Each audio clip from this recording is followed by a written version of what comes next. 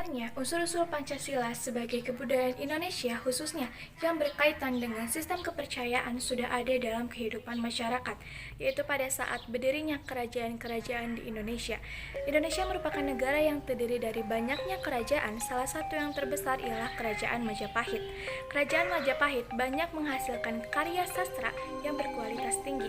Di antara sekian banyak karya sastra, ada dua yang sangat terkenal pada masanya, yaitu dalam kitab Negara Kertagama muncul tulisan Yanagewani Pancasila Kertasankar Bisekaka Kurama, yang artinya raja tidak hanya setia menjalankan pantangan 5 saat beribadah dan upacara penobatan.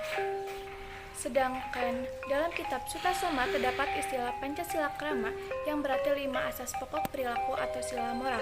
Selain itu, sejarah Pancasila juga tidak terlepas dari perjuangan bangsa Indonesia dalam mengusir penjajahan.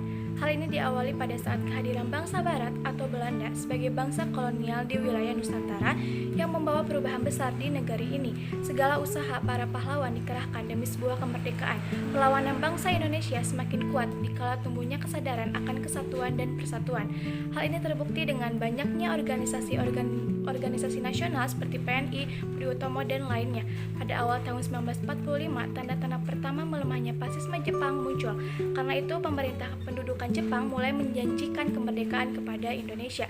Pada tanggal 29 April 1945 didirikan suatu badan bernama Badan Penyelidik Usaha-Usaha Persiapan Kemerdekaan Indonesia atau disebut BPUPKI, dimulai dengan sidang BPUPKI yang dilaksanakan pada tanggal 29 Mei 1945 sampai dengan tanggal 1 Juni 1945. Pada sesi ini Muhammad Yamin mengemukakan 5 prinsip dasar negara, antara lain nasionalisme, kemanusiaan, ketuhanan, kerakyatan, dan kesejahteraan rakyat.